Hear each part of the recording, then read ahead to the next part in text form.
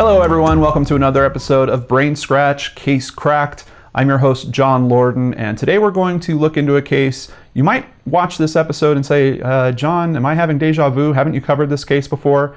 Not quite. We had a case that was a bit similar that I did about a month ago. You might remember the case of Nettie Nance. We're going to definitely see some parallels between that one and this one, but I don't want to spoil it for you, so let's just jump in and see what this is all about. This is the case of Kamiyah Mobley. July 10th, 1998, at University Medical Center in Jacksonville, Florida. Shannara Mobley gives birth to a baby girl named Kamiyah. Unfortunately, Kamiyah's father is not there.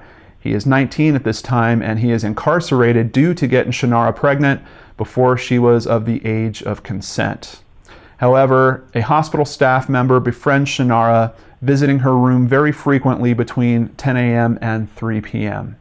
On her last visit around 3 p.m., she noted that there was a problem with Kamiyah's temperature and told Shannara that she had to take the baby, but she would bring her back in about 20 minutes. The staff member never returned, and Kamiyah would officially become a missing person. Later, they would find out that this was no staff member at all. They had descriptions of her that they had gotten from everyone. She was 5 foot 5 inches tall, 150 to 160 pounds, with black hair and brown eyes. They created composite sketches. They even issued a $250,000 reward, but the kidnapper and the baby just could not be found. Shannara would even appear on local television begging for the return of her baby. Quote, "Please bring my baby back. If you were faking a pregnancy or you just can't have no kids, how do you think I feel? This is my first child." Shannara would later file a lawsuit against the hospital, and they would pay out almost $2 million in total. About $1.5 million payable to Shannara and $300,000 of it payable to Kamiyah as long as she is found and identified by her 18th birthday. Shannara would go on to have 3 more children. In South Carolina, Charles Manigo is incarcerated and told by his wife, Gloria Williams, that he's a new father to a healthy baby girl. They name her Alexis Kelly Manigo, a name that Charles says he had picked out a year prior. Gloria would have 2 additional children that are also raised with their sister, Alexis. When Alexis turned 16, she asked her mother for her birth certificate so she could apply for a job. Her mother was very resistant, but Alexis kept pushing. Gloria eventually broke down and told Alexis the truth, that she was kidnapped. Alexis looked up the case and on one occasion even called her birth mother. When she heard her mother's voice on the other end of the line, she just stayed silent and eventually hung up. Eventually, Alexis just tried to let this whole thing go and move forward and continue on with her life. But a few years later, this case would get cracked wide open. The National Center for Missing and Exploited Children received a tip in August of 2016. It came from a friend of Alexis's who told them that Alexis stated she was abducted as a baby. 3 months after that, another tip would come into the center, this time from a friend of Gloria's, stating that Gloria admitted herself that she kidnapped a baby and she renamed the baby Alexis Kelly Manigo and claimed it as her own daughter. Jacksonville detectives traveled to Walterboro, South Carolina and visited Alexis's high school. They got a copy of her birth certificate and social security number. The birth certificate turned out to be a fake. The social security number that she was using actually belonged to a Virginia man who died in 1983.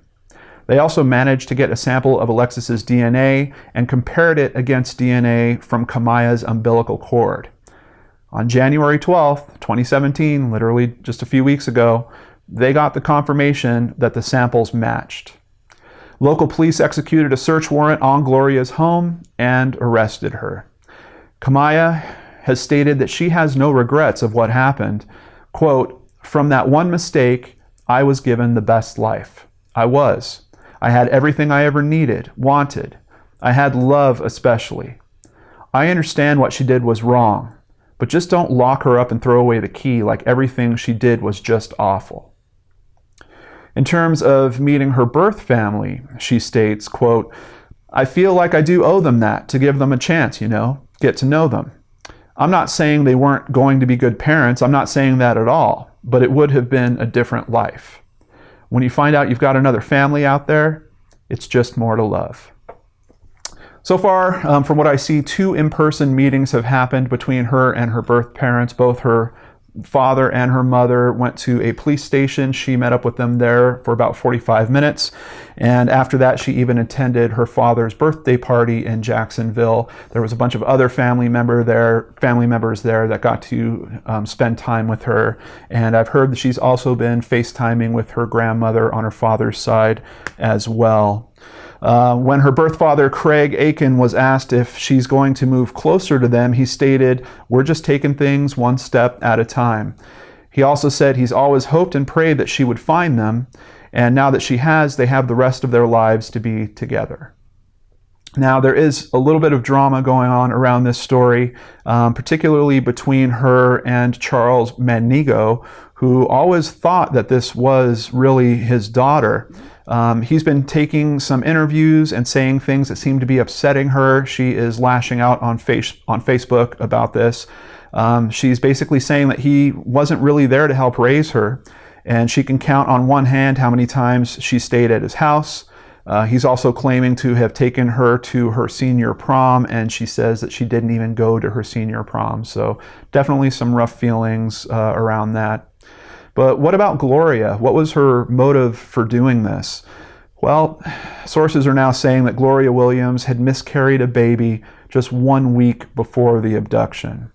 And that actually was what made it so easy for her to convince her family that Kamiyah was actually, in fact, her own child. Basically, she had been pregnant. She went and miscarried the baby, didn't tell them about it, and eventually she comes home and she has a baby. And that's why everyone thinks it's hers. Gloria has been charged with kidnapping and interfering with custody. Her next court appearance is scheduled for February 8th of 2017. If she's convicted, she could face up to life in prison. Now, what about that $300,000 that the hospital had marked for Kamiyah's return? Well, unfortunately, Kamiyah missed the deadline by about 7 months. And from what I've seen in some articles, it seems like Kamiyah is actually still going by her newly assumed name, Alexis. So I'm not sure if that's going to change in the near term, but it's really interesting because this case has so many strong feelings around it. And this girl is so young that, being 18 years old, still being able to love the mother that took her away from her real mother, just really hits me as kind of a sign of her strength. Now, admittedly, she knew about this for a few years. Her mother had told her, by different accounts, I see it's either a year and a half prior to this being discovered or possibly even up to 2 years before this was discovered. So she had some time to settle in with this reality. And, you have to wonder, I have to wonder, if I heard something like that when I was 16, would you really leave the life that you know and understand and are comfortable in for this big unknown of these parents that you've never met and you truly don't know? Certainly a very, very tough question, but I'm glad at least now the truth has come out. Now she has options to still love the people that were a part of her life or meet these people that are related to her in terms of her biology and get to love them as well. It is worth noting, though, Alexis, or Kamiyah, is really having trouble dealing with the fact that Gloria is facing such stiff penalties. And it's tough because, this is not a victimless crime. There are a lot of people that missed many, many years of happiness with her. There is a hospital that paid out millions of dollars. There are investigators that conducted a bunch of work. There's a lot of money that goes into something like this when it happens. But there's also all the heartache that everyone feels around having a missing person. And how do you make up for 18 years of a mother not knowing where her daughter is? Does that really mean that Gloria should spend life in prison? I don't know, but I can understand why that threat is there. They want to make sure that people don't do this, that people don't go into hospitals, act like staff workers, and abduct children that aren't theirs. So I'm very hopeful that hospital security has tightened up at that location as well as others. I mean, these are big national stories. I'm hopeful that that's always a good reminder, just a little nudge to the people that work in those areas to, hey, let's take another look at our security, make sure it's as tight as possible. But my heart really goes out to everyone involved in this, and I'm just thankful that if nothing else, everyone has plenty of time to resolve any feelings they have with each other and try to find a new path forward together with this girl that is connecting two families, maybe that don't want to be connected at this point, but I'm hopeful that they could grow forward and move away from that. So thank you so much for spending a little time with me here on Brain Scratch Case Cracked. I appreciate each and every one of you out there. I hope you are all having a great day, and I'll see you on the next show on the Lord and Arch channel.